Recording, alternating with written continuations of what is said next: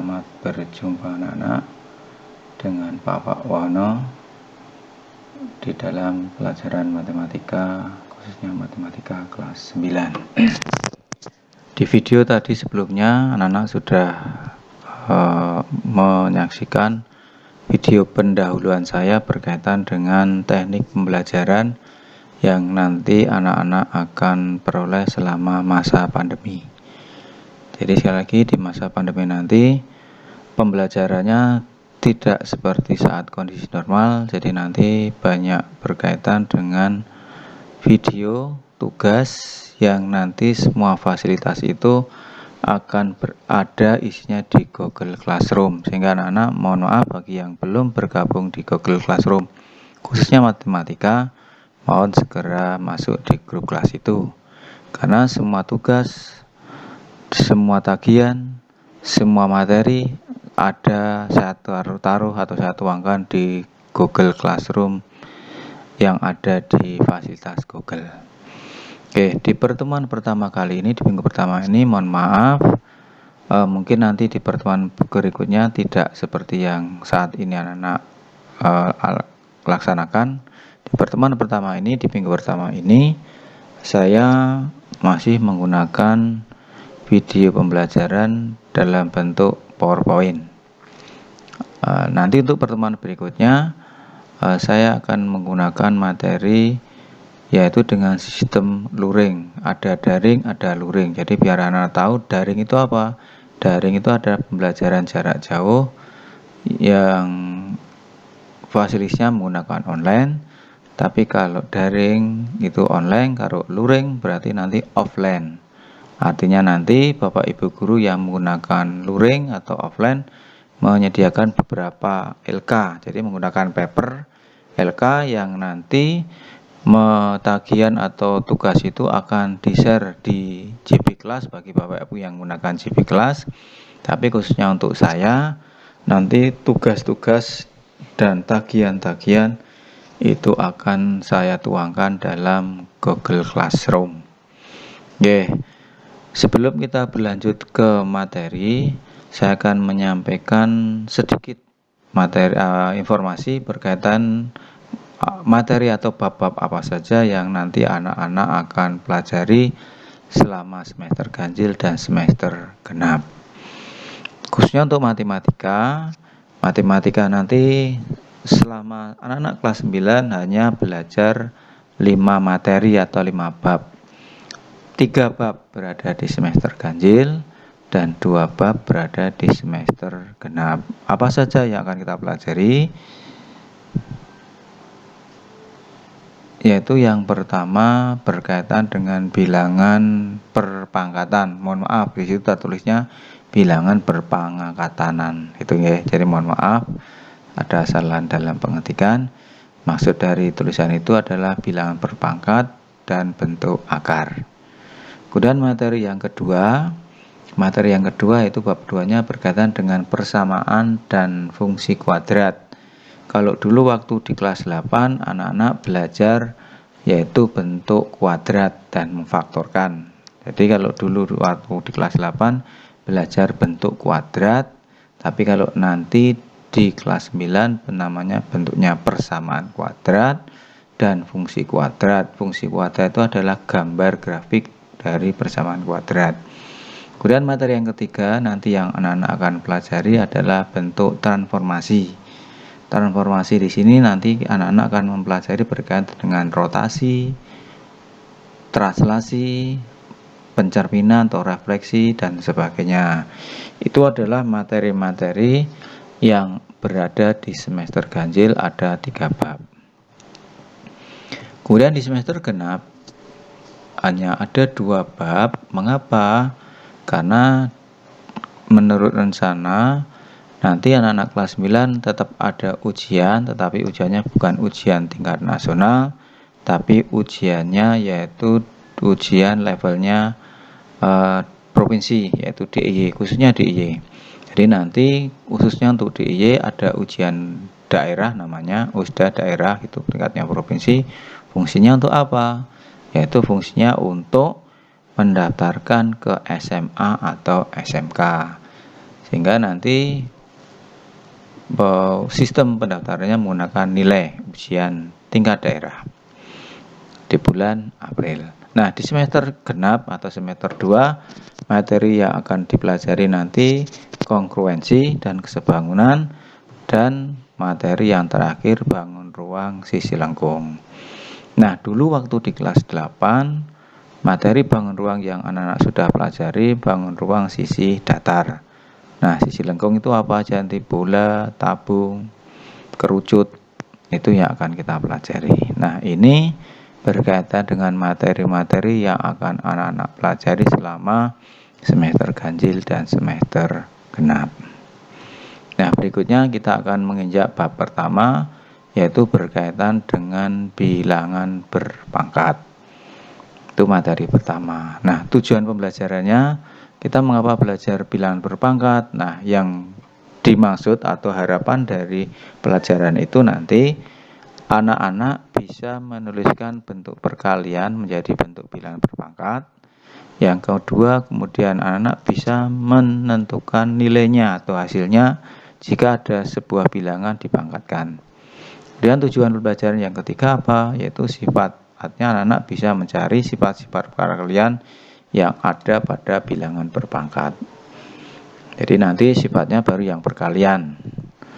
Kemudian yang kedua, sifat dapat menentukan hasil kali bilangan berpangkat dikalikan bilangan berpangkat tadi.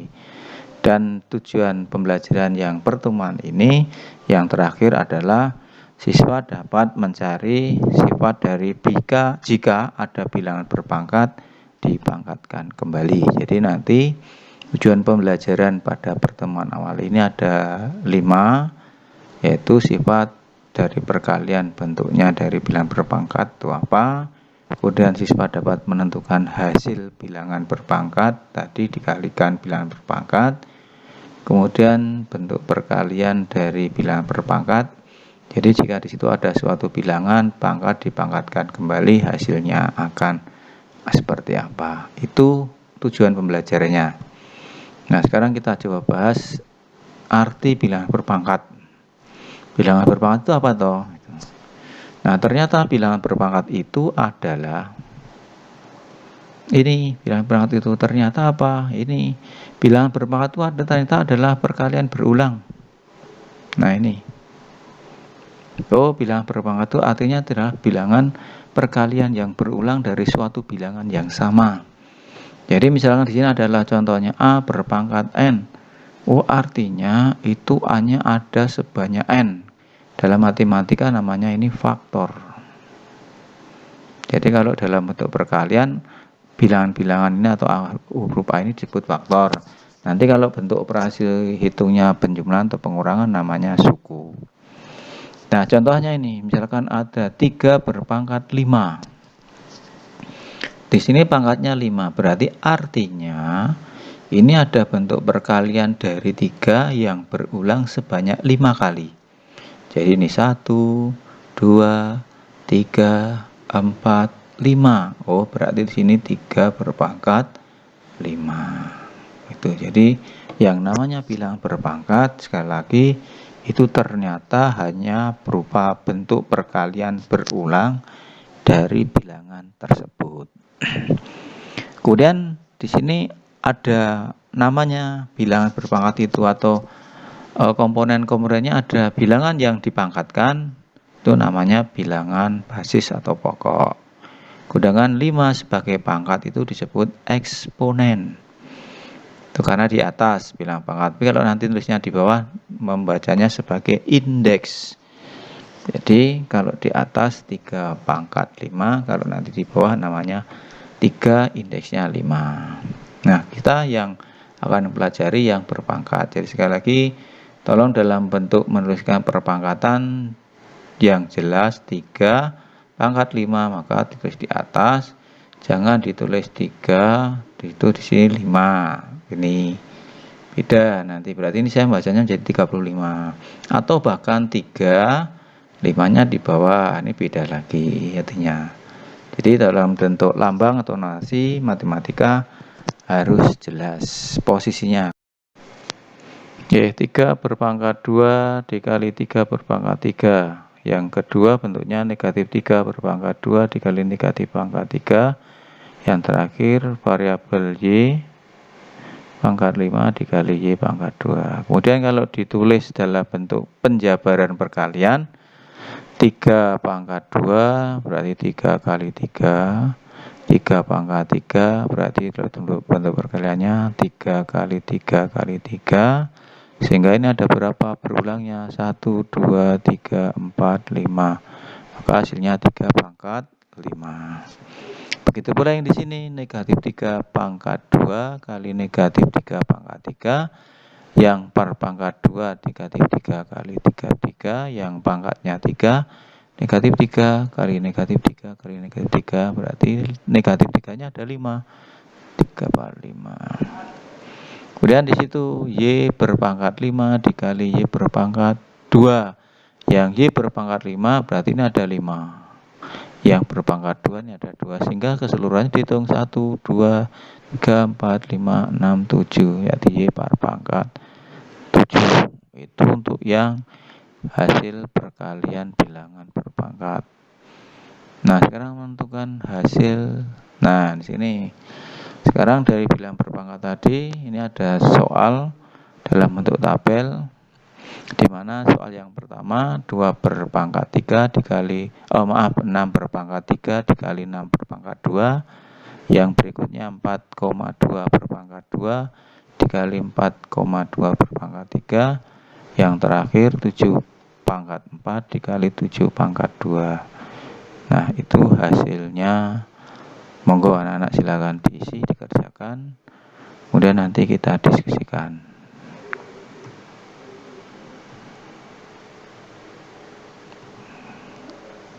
Ada 3 soal yang berkaitan dengan bilangan berbentuk pangkat dikalikan bilangan berbentuk pangkat.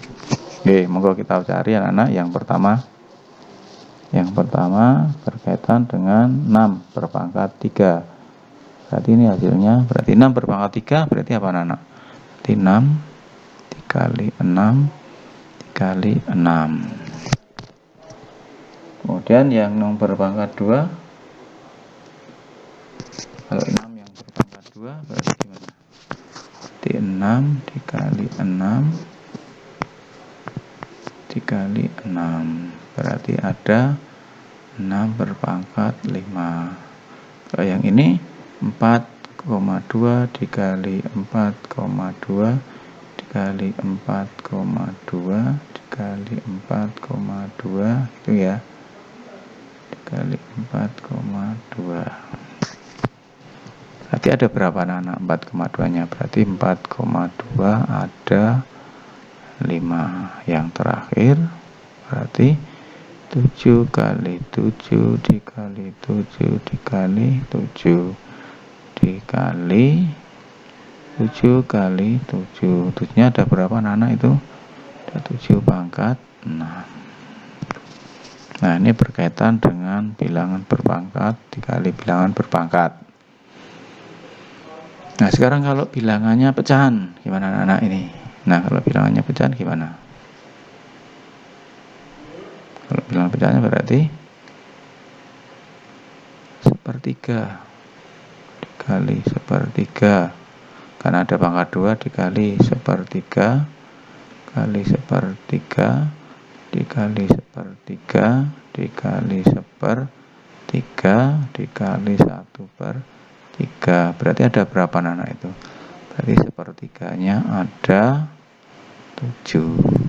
Nah, gitu. Itu bilangan berpangkat dikali bilangan berpangkat. Berarti kesimpulannya apa anak-anak? Kesimpulannya gimana tadi? Ternyata di sini,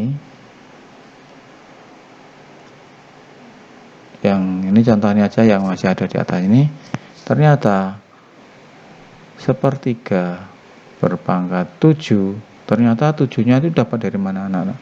Ternyata sepertiga itu didapat dari 2 ditambah 5. Ini kan 7. Oh, berarti kesimpulannya gimana? Berarti kalau nanti ada 2 buah bilangan berpangkat, yang dipangkatkan itu sama basisnya, jadi ini A, maka anak-anak boleh langsung menuliskan, cukup pangkatnya di jumlah. Nah, itu berkaitan dengan bilangan berpangkat dikali bilangan berpangkat. Nah, itu anak-anak yang bilangan berpangkat dikali bilangan berpangkat. Oke, di slide berikutnya berkaitan dengan sifat dari bilangan berpangkat yang dipangkatkan kembali. Nah, di sini di tabel perhatikan ada dua bilangan berpangkat. Yang pertama di situ adalah bilangan 4 berpangkat 2. Oke, di sini ada bilangan 4 berpangkat 2 dipangkatkan kembali 3, kemudian 4 pangkat 3 dipangkatkan kembali dengan 2. Yang pertama Nana, di sini ada bilangan 4 pangkat 2 dipangkatkan 3. Berarti artinya 4 pangkat 2 ada 3 berulang perkaliannya. Berarti 1, 2, 3. Nah, 4 pangkat 2 sendiri bentuk berulang dari 4-nya ada 2, 1, 2, 1, 2, 1, 2. Sehingga seluruhnya ada berapa? 4 berulangnya. Berarti 1, 2, 3, 4, 5, 6. Maka di sini 4 berpangkat 6. Kemudian yang berikutnya 4 berpangkat 3 dipangkatkan kembali 2. Karena ini adalah pangkat 2, maka 4 pangkat 3-nya ada berulang 2 kali. Kemudian yang 4 pangkat 3 sendiri berulang dari 4-nya ada 3 kali. Maka seluruhnya dihitung 1, 2, 3, 4, 5, 6. Jadi 6 pangkat 6. Kemudian yang berikutnya ternyata di sini pangkat ini ada hubungannya dengan 2 dan 3. Berarti di sini bisa dilihat, oh ternyata 4 berpangkat 6 itu dapat dari mana? Ternyata dapat dari ternyata 2 itu dikali 3 itu dapatnya 6. Begitu pula yang di sini 4 berpangkat 6 itu dapat dari mana? Ternyata dapat dari 4 3 dikali 2. Sehingga di sini berarti kalau ada bilangan berpangkat dipangkatkan kembali, berarti anak-anak cukup mengalihkan pangkatnya. Tapi dengan catatan pangkatnya harus tidak diubah atau tidak dirubah. Nah, sekarang ada soal 7 pangkat 4 pangkatkan 3. Nah, sekarang apa? 7 berpangkat 4 dipangkatkan 3. Berarti gimana anak? Kalau kita cari dalam bentuk panjangnya. Berarti satu-satu dulu ya. Berarti kalau 7 pangkat 4 dipangkatkan lagi, berarti ini kan berarti 7 pangkat 4-nya ada 3 kali. Nah, kemudian masing-masing kita jabarkan. Kalau ada 7 berpangkat 4, artinya berarti 7-nya ada 4 bentuk perkalian. Yang satunya sama, berarti 7 pangkat 7, 7 pangkat 4, artinya 7 kali 7 kali 7 kali 7.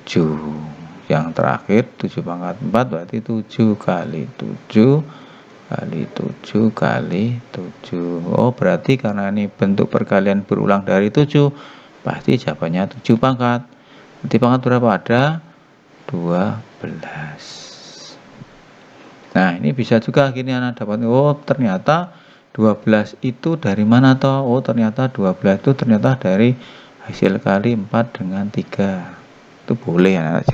Jadi kalau nanti anak-anak sudah tahu sifat-sifat bentuk perkalian berpangkatan, tidak perlu dijabarkan panjang. Berarti kesimpulannya anak-anak ini berarti A, jika ada sebuah bilangan berpangkat A, kemudian kalau dipangkatkan kembali, maka hasilnya adalah pangkatnya anak-anak kalikan. Nah, ini adalah jika ada bilangan berpangkat dipangkatkan kembali, maka anak-anak cukup menuliskan pangkatnya dikali. Nah, ini di kesimpulan pertemuan pertama ini apa anak-anak tadi? Yang pertama apa tadi? Tadi yang pertama, jika ada 2 buah bilangan berpangkat atau lebih dikali, tapi dengan syarat yang dipangkatkan atau basisnya sama, maka pangkatnya cukup di jumlah. Jadi contohnya ini. Jadi contohnya ini, di sini ada 3 pangkat 2, 3 kali 3 pangkat 3, maka cukup 2 ditambah 3, hasilnya 5. Kemudian kesimpulan yang kedua, pada pertemuan pertama ini apa? Yaitu jika ada sebuah bilangan berpangkat dikalikan, gitu ya. Jadi ada pertemuan dikalikan, maka cukup pangkatnya dikali. Jadi seperti ini, anak-anak. Di sini ada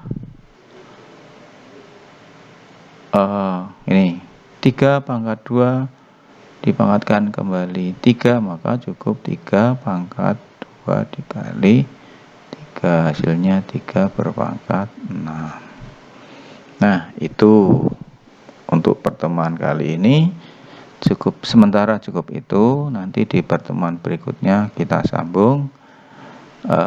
Mohon maaf jika ada kalimat tutur kata atau kata-kata yang kurang jelas. Mohon maaf sekali lagi. Terima kasih atas perhatiannya.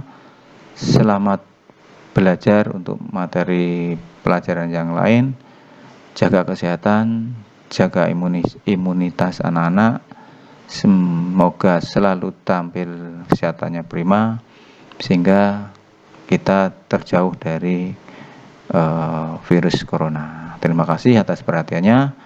Saya akhiri, bila taufiq wal hidayah. Wassalamualaikum warahmatullahi wabarakatuh.